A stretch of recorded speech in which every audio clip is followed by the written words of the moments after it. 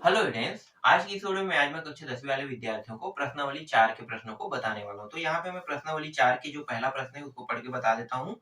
नीचे ax का 2 घात प्लस bx प्लस c के रूप द्विघाती बहुपदों के शून्यंक दिए गए हैं, तब बहुपदों के गुणनखंड लिखिए। गुणनखंड लिखना है, तो इसके अंदर कुछ प्रश्न दिए हुए हैं, उनको हल करना है। तो चलो प्रश्नावली 4 को देखते हैं। प्रश्नावली 4 प्रश्नावली 4 का जो पहला प्रश्न है, ठीक है, शून्यंक दिए हुए कह रहा है। तो शून्यंक एक दिया है 3 और एक 4 है ना, मतलब दो शून्यंक है। दो शून्यंक जिसे हम मूल मान भी कहते हैं। अगर इसको हल करते हैं तो हल कैसे होगा? हल यहाँ पे हमें लिखना है बहुपद ax का वर्ग प्लस bx प्लस c के शून्यंक कितना है? 3 व 4 है। ठीक है, 3 व 4 है। तो गुणनफल कितना होगा भाई? गुणनफल तो आप सभी को पता होगा, मैं यहाँ पे थोड़ा सा समझा देता हूँ। यहाँ पे गुणनफल लिखने से पहले देखो, जब भी हम गुणनखंड करते हैं ना, गुणनखंड करते हैं, तो गुणनफल का जो अंतिम मान होता है वो ऐसे x माइनस 3 है ना, x माइनस 4 इस तरीके से हमें क्या होता है? प्राप्त होता है ये अंतिम मान। इसके बाद हमें x के मान प्राप्त होते हैं। जैसे यहाँ पे ये जो मान आपको दिखाई दे रहा है 3 और 4, जो शून्यंक अंक बोल रहे हैं, ये x के ही तो मान है ना, तो x का मान है।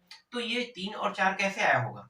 तो 3 4 अगर इसको हल करते हैं तो देखो x माइनस 3 और बराबर 0, यहाँ पे 0 रखेंगे पीछे में, तो x बराबर उस तरह जाके क्या हो जाएगा? माइनस से प्लस हो जाएगा। तो x का मान 3 आया। ठीक है, अब दूसरा देखो, x माइनस 4 बराबर 0 लेते हैं तो x बराबर कितना हो जाएगा? 4। तो दूसरे वाले में x का मान कितना आ रहा है? 4 आ रहा है। तो इससे आपको ये पता चल रहा है कि अगर ये मान किसमें? प्लस में है, तो ये जो गुणनफल है वो किसमें आएगा? माइनस में, है ना। एक पहला 3 है, ठीक है, वह x माइनस 4 होगा। ठीक है, ये समझ में आया? ये माइनस में क्यों आ रहा है? माइनस 3, क्योंकि यहाँ पे ये प्लस में है, ये भी प्लस में, इसलिए ये माइनस में आ रहा है। क्लियर? तो पहला प्रश्न इसी तरीके से ये बन गया। चलो सेकंड प्रश्न देखते हैं। यहीं पे मैं प्रश्न को चेंज कर देता हूँ, यहाँ पे मानों को भी चेंज कर देते हैं ना। प्रश्न हो गया दूसरा प्रश्न कितना है? -2 -3।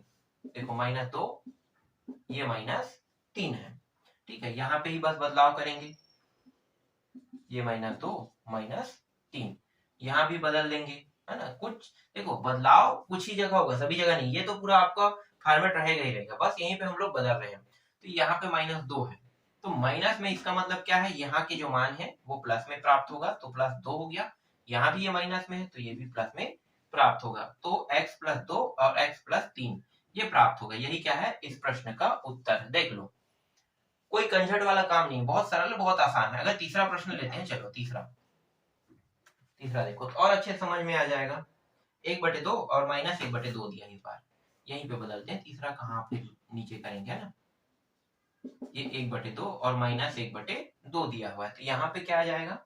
यहाँ पे 1/2 और -1/2। ठीक है, 1/2 और -1/2। तो देखो ये प्लस में है, इसलिए यहाँ के जो मान है वो किस में आएगा? माइनस में, 1/2। और ये माइनस में है, तो यहाँ पे जो मान रहेगा वो किस में आएगा? प्लस में, 1/2। तो ये क्या है? इसका उत्तर। देखो कुछ ही जगह हमने चेंज किया, इसके बाद आसानी से ये प्रश्न बन गया। इसी तरीके से आपको चौथा और पांचवा को बनाना है। मैं सारे प्रश्नों को नहीं बताऊंगा, जो सरल है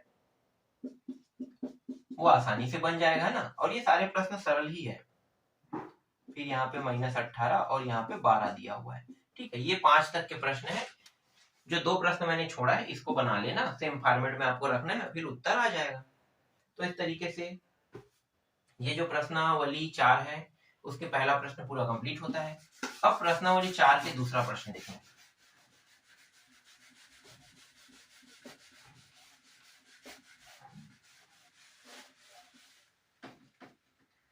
जो प्रश्नावली 4 है उसका जो दूसरा प्रश्न है वो है, निम्नलिखित बहुपदों के शून्यंकों का योगफल एवं गुणनफल ज्ञात कीजिए। तो शून्यंकों का योगफल एवं गुणनफल ज्ञात करना है ना। तो योगफल और गुणनफल ज्ञात करने से पहले मैं थोड़ा सा आप लोगों को इसके सूत्र के बारे में बता देता हूं। तो शून्यंकों का योगफल, शून्यंकों का योगफल अगर ज्ञात करते हैं तो इसके लिए सूत्र होता है -b/a और शून्यंकों का गुणनफल है ना ज्ञात करेंगे तो सूत्र रहता है c/a। तो ये जो दोनों सूत्र है इन दोनों सूत्रों को बस आपको याद करना है। शून्यंकों का योगफल कहेगा तो -b/a लगाना है और शून्यंकों का गुणनफल कहेगा तो c/a लगाना है। इन्हीं सूत्रों से सारे प्रश्न बनेंगे। कैसे? चलो एक प्रश्न बना के देखते हैं। तो पहला जो प्रश्न है वो x का वर्ग है, फिर 10x दिया हुआ है, फिर 24 दिया हुआ है ना। इसको हल करके देखते हैं। तो देखो हल करेंगे तो कैसे हल होगा। तो ये जो वर्ग समीकरण है ना यहाँ से हमें क्या निकालना है, मान निकालना है। तो ये जो बहुपद दिया पहले यहाँ पे लिखो, बहुपद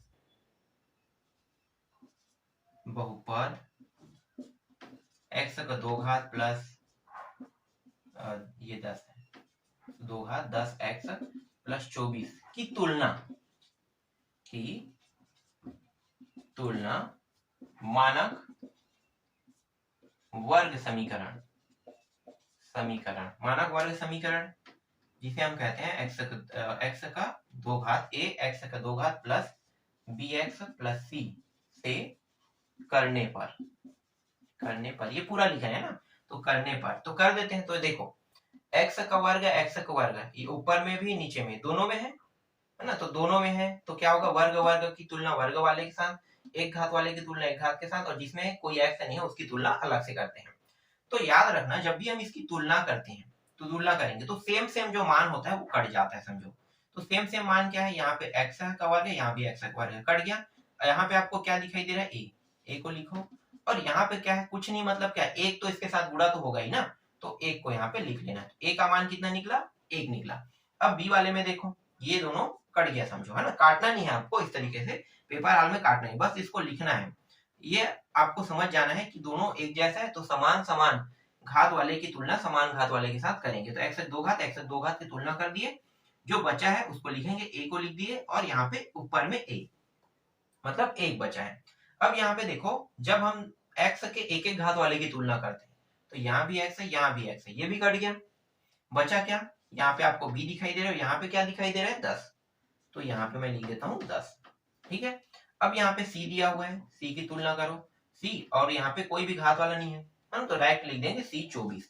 तो देखो a b c तीनों का मान आ गया।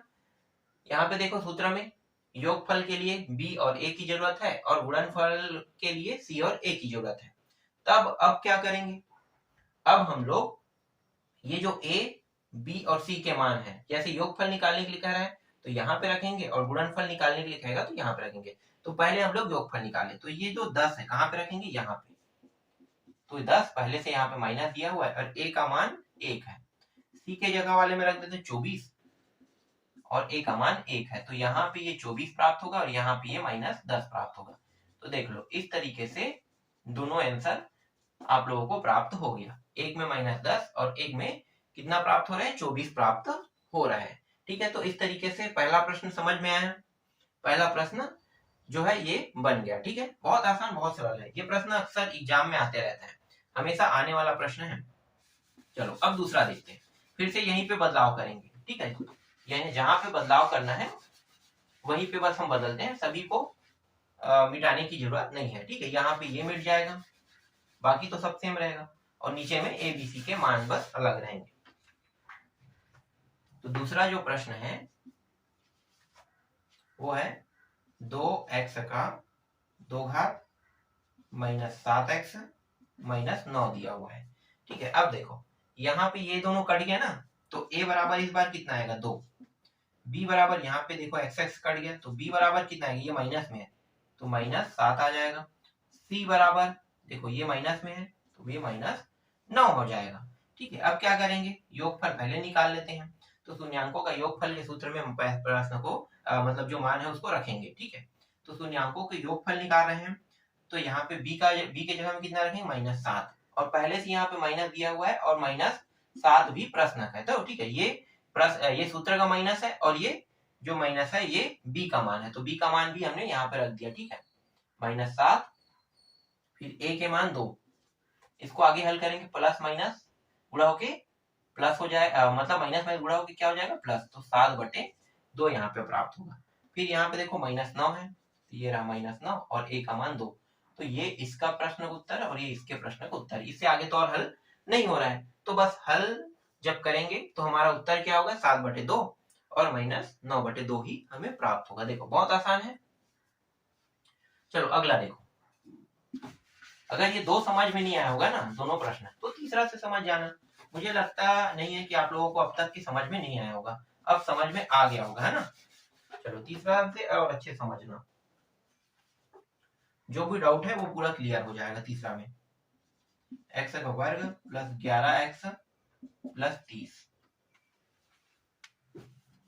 देखो x के 2 घात कट गया, 1 घात को काट दिए, तो यहाँ पे a बराबर कितना बचेगा, कुछ नहीं, मतलब 1 का गुणा है तो 1 बचेगा। b बराबर x कट के b का मान 11 आ गया और c का मान 30 आ गया।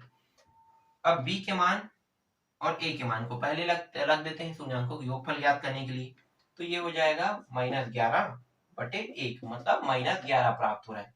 c/a, तो ये हो गया 30/1 मतलब 30। तो ये क्या है, ये इन दोनों प्रश्नों के उत्तर हैं।